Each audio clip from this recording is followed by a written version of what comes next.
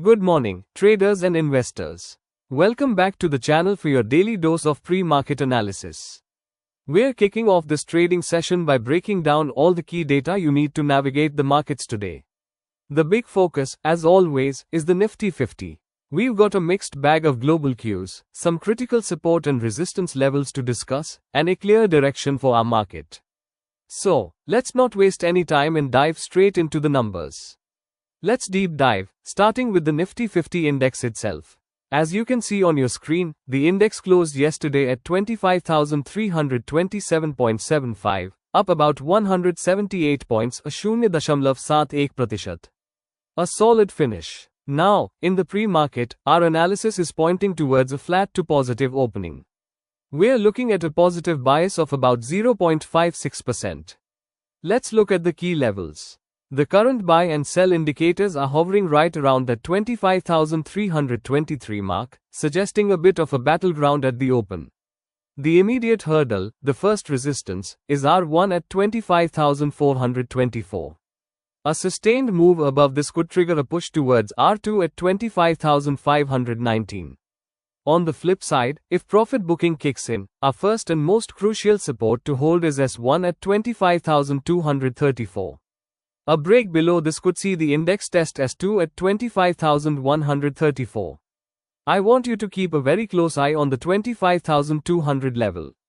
It's a psychological level and a round number, and as you can see on the chart, it's a key zone. If that breaks, the sentiment could turn cautious. Coming to global cues analysis, now, why the flat to positive call and not a roaring bullish one? Let's check the global markets because they are giving us a mixed signal. Asia. Starting in Asia, the cues are flat positive at 0.20%.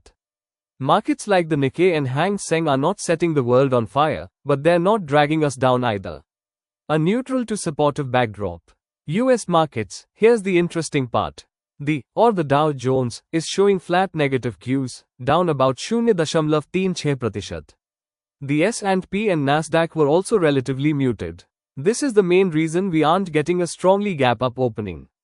The US momentum has paused, and that often leads to a cautious start in India. European markets, however, closed on a positive note, up 0.47%. So, it's not all doom and gloom from the West. Key assets, USD-INR. The USD-INR is up 0.54%, which is positive. A stronger rupee is generally good for fee flows and helps contain inflationary pressures. This is a supportive factor. Crude oil, Brent crude is up slightly, 0.23%, in the flat positive territory. It's not spiking, which is a relief. We want crude to remain stable, as any sharp uptick can spook our macros. So, to summarize the global picture, we have positive Europe, a cautious Asia, and a slightly negative US. This cocktail is resulting in a flat to positive expectation for the Nifty. Sector outlook or trading strategy. Given this setup, what should your strategy be? First, keep an eye on the BANK/NIFTY. It's the heavyweight, and if financials don't participate, it will be hard for the Nifty to climb significantly. The banking index needs to hold its own for a bullish move to sustain. For day traders, the playbook is clear. On the long side, look for opportunities only if Nifty defends the 25,234 S1 support and breaks above 25,424 R1. Your target can then be R2 at 25,519.